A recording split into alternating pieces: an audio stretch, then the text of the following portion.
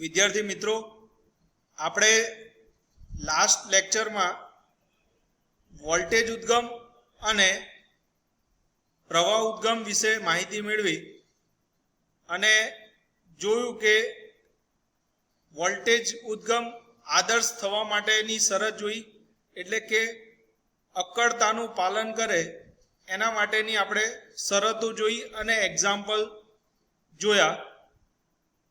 હવે આજે આપણે થેવિનનનો પ્રમેય જે છે એના વિશે વાત કરીએ.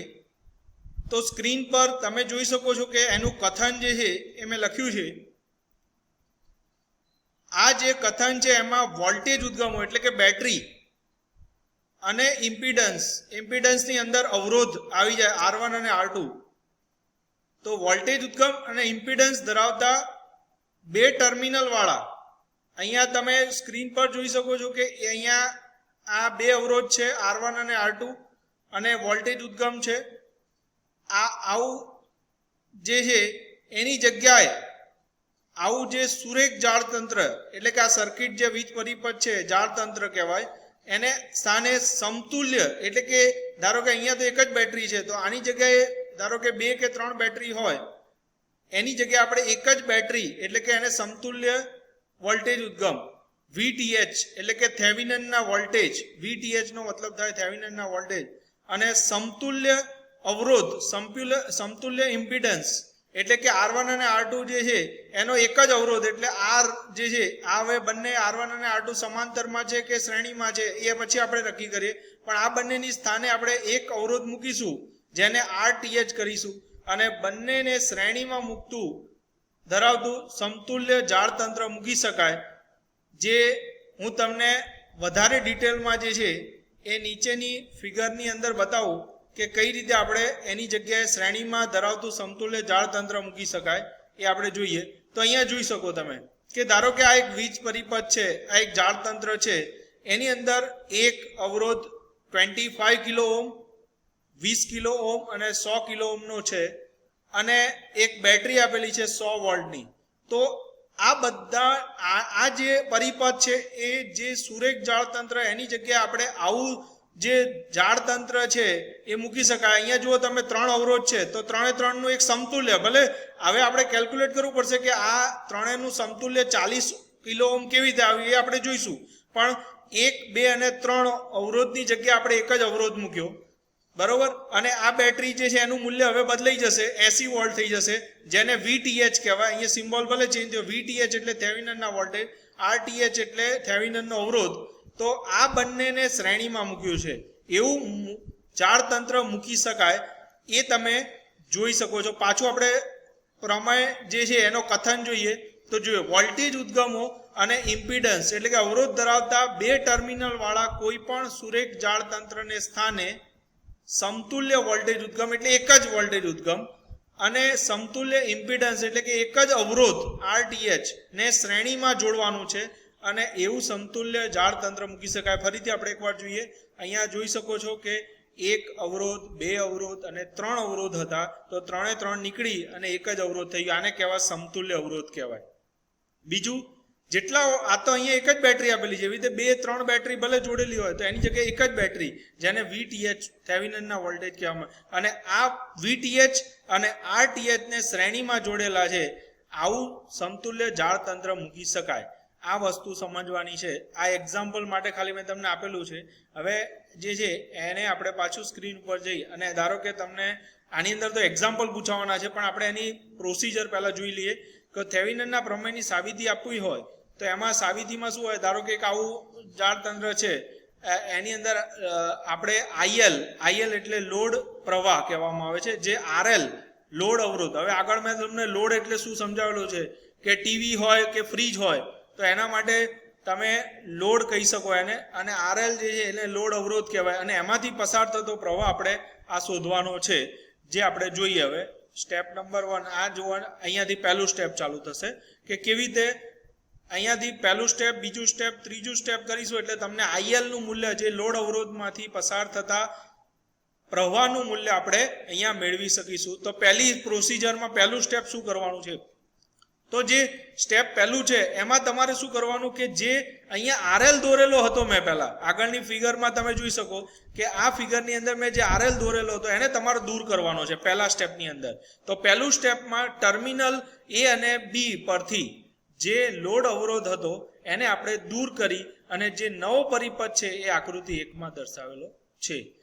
ત્યારબાદ ટર્મિનલ એ અને બી આગળ અહીંયા વોલ્ટ મીટર મૂકવાનું, એ અને બી ને ત્યાં આગળથી લોડ અવરોધ દૂર કરી દીધો અને ત્યાં આગળ તમે વોલ્ટેજ માપવાના છે. તમારે એ લોડ અવરોધને દૂર કરીને જે વોલ્ટેજ માપશો એ વોલ્ટેજ જે છે એ થેવેનિનના વોલ્ટેજ દર્શાવશે અથવા એને ઓપન સર્કિટ વોલ્ટેજ, કારણ કે આપણે અહીંયાથી લોડ અવરોધને ઓપન કરી દીધો. ઓપન એટલે કાઢી નાખો. એના જે વોલ્ટ અહીંયા પછી વોલ્ટ મીટર મૂકી અને વોલ્ટેજ ચેક કરીશું તો જે વોલ્ટેજ મળશે અને એને આપણે જે છે એ થેવેનિનના વોલ્ટેજ અથવા ઓપન સર્કિટ વોલ્ટેજ કહીશું. અને થેવેનિનના વોલ્ટેજ માપવા માટેનું આ સૂત્ર છે. કેવી રીતે મળશે? તો ધારો કે કુલ પ્રવાહ અહીંયાથી બેટરીમાંથી I જેટલો પ્રવાહ અહીંયાથી પસાર થાય છે, તો અહીંયા તો ઓપન સર્કિટ થઈ ગઈ એટલે અહીંયાથી પ્રવાહ પસાર થશે નહીં. આ પ્રવાહ અહીંયાથી શરૂ થશે અને સીધો જે છે એ અહીંયાથી આમ થઈ અને પાછો આમ જતો રહેશે. કેમ એવું થશે? કારણ કે અહીંયા આ પરિપથ અહીંયાથી પૂર્ણ થવા માટે અહીંયા ક્લોઝ પરિપથ હોવો જોઈએ, જે અહીંયા ઓપન છે. આટલા એ અને બી વચ્ચે આપણે લોડ અવરોધ દૂર કરી દીધો એટલે પ્રવાહ જે છે એ અહીંયાથી ચાલુ થઈ અહીંયાથી જઈ આમ જઈ અને અહીંયા પાછો આમ જશે. આ બાજુ જવાના ચાન્સીસ જે છે એ નથી, કારણ કે અહીંયા ઓપન સર્કિટ છે એટલા માટે. તો અહીંયા આપણે જે અહીંયા વોલ્ટેજનું મૂલ્ય શોધવું હોય તો અહીંયા કોની વચ્ચે? એ અને બી વચ્ચેના વોલ્ટેજ, એટલે એનો મતલબ કે સમાંતરમાં વોલ્ટેજ સરખા હોય તો એ અને બી વચ્ચેના જે વોલ્ટેજ છે એનો મતલબ કે R2 ની વચ્ચે જે વોલ્ટેજ માપો એ જ તમારા AB ની વચ્ચે વોલ્ટેજ મળે. તો તમારે R2 ની વચ્ચે વોલ્ટેજ કેવી રીતે મળશે? તો વોલ્ટેજ બરાબર વોલ્ટેજ VOC, વોલ્ટેજ બરાબર પ્રવાહ જે છે, પ્રવાહ કેટલો પસાર થાય છે એની વાત કરીએ તો પ્રવાહ તમારી સર્કિટ આટલી જ છે સમજી લો. તો આ આટલી સર્કિટમાં R1 અને R2 સમાંતર શ્રેણીમાં થયા એટલે R1 પ્લસ R2 થાય કુલ અવરોધ અને બેટરીનું મૂલ્ય E છે. અહીંયા આપણે ઇક્વેશનમાં V1 બરાબર E લીધેલું જ છે. તો E ભાગ્યા R1 પ્લસ R2 એ કરો એટલે તમને જે છે એ કરંટ મળશે. તો કરંટ તમારો શું થશે? V1 એટલે કે E તમારે લેવાનું છે E ભાગ્યા R1 પ્લસ R2. અને વોલ્ટેજ જોઈએ છે તો પ્રવાહ ગુણ્યા અવરોધ. તો કોની વચ્ચેનો અવરોધ જો છે? આ બે છેડા વચ્ચે, કારણ કે આપણે એ અને બી વચ્ચે જોઈએ પણ એ અને બી અને આ બે બિંદુઓ એ સમાંતરમાં છે. સમાંતરમાં વોલ્ટેજ સરખાવો એટલે તમે R2 ની વચ્ચે જે વોલ્ટેજ માપો એ જ તમારા AB ની વચ્ચે આવે. તો V આ પોઈન્ટ અને આ પોઈન્ટ વચ્ચેના જે વોલ્ટેજ એનો મતલબ કે એમાંથી પસાર થતો પ્રવાહ અને અવરોધનો ગુણાકાર. તો એમાંથી પસાર થતો પ્રવાહ જે છે એ I થશે અને I નું મૂલ્ય જોયું કે I એટલે E ભાગ્યા R1 પ્લસ R2 અને કોની વચ્ચે એ પ્રવાહ થયો આટલો પ્રવાહ થશે V1 ભાગ્યા R1 પ્લસ V1 ની જગ્યાએ આપણે E લીધું છે અહીંયા, એ તો E ભાગ્યા R1 પ્લસ R2 એને પ્રવાહ કહેવાય. પ્રવાહ અને R2 બેનો ગુણાકાર એટલે તમને જે છે એ થેવેનિનના વોલ્ટેજ મળશે. તો આપણું પહેલું કામ જે છે, પહેલું સ્ટેપ તમને ક્લિયર થઈ ગયું હોય, થેવેનિનના વોલ્ટેજ શોધવાનું છે. થેવેનિનના વોલ્ટેજ જે છે એ આપણને આ રીતે મળી જશે. બીજું સ્ટેપ જે છે એમાં થેવેનિનનો અવરોધ જે શોધવાનો છે. તો પરિપથમાં શું કરવાનું? જે પહેલી ફિગર હતી એની અંદર જે બેટરી છે એને પણ હવે દૂર કરવાની. બીજા સ્ટેપમાં બેટરીને દૂર કરી એટલે કે અહીંયા શોર્ટ કરવાની, ત્યાં અહીંયા ઓપન નથી કરવાનું. બેટરીને દૂર કરીને ત્યાં સીધો વાયર જોડવાનો છે. જે આકૃતિ 2માં અહીંયા જોઈ શકો તમે કે અહીંયાથી જે બેટરી હતી એ આપણે દૂર કરી દીધી અને ત્યાં વાયર જોડી દેવાનો છે. એને શોર્ટ કર્યું કહેવાય. તો આકૃતિ 1માં જે બેટરી હતી વોલ્ટેજ ઉદ્ગમ એને શોર્ટ કરીને, એટલે શોર્ટ કરવી એટલે શું? તો બેટરી દૂર કરી ત્યાં વાયર મૂકી દો એટલે એ શોર્ટ થયું કહેવાય. અને મળતો નવો વીજ પરિપથ જે આકૃતિ 2માં દર્શાવેલો છે. તમે જોઈ શકો છો આકૃતિ 2માં. હવે તમારે આ જ પરિપથને આ બાજુથી જોવાનો છે. એ અને બી તરફથી અહીંથી જુઓ એટલે R1 અને R2 જે છે એ સમાંતરમાં થશે. અહીંયા લખેલું છે આકૃતિ 2માં ટર્મિનલ એ અને બી આગળથી વીજ પરિપથને જોતા R1 અને R2 સમાંતરમાં જોડેલ છે અને સમાંતરમાં હોય તો તમને એનો સમતુલ્યનું ઇક્વેશન આપણે 12માં ભણી ગયા છે. 1/R બરાબર 1/R1 પ્લસ R2 અને એનું સાદું રૂપ આપીએ તો R બરાબર જે છે એ R1 પ્લસ R2 એવું તમે અહીંયા આપી શકો, જે તમે સ્ક્રીન પર જે છે એ જોઈ શકો છો. એના પછી શું કરવાનું ફરીથી એકવાર જોઈએ. અહીંયા પહેલું સ્ટેપમાં VTH શોધવાનું. બીજા સ્ટેપની અંદર આરટીએચ, આર એટલે આરટીએચ અહીંયા મેં લખેલું જ છે, આર એટલે આરટીએચ, આરટીએચ એટલે થેવિનનનો અવરોધ કહેવામાં આવે છે. હવે ત્રીજું સ્ટેપની અંદર જો અહીંયા બેટરી એક જ હતી એટલે એક બેટરી એને આપણે VTH કહીશું અને R1 અને R2 નું જે સમાંતર બન્યું એ બંનેને આપણે શ્રેણીમાં જોડી દીધા, તમે અહીંયા જોઈ શકો છો.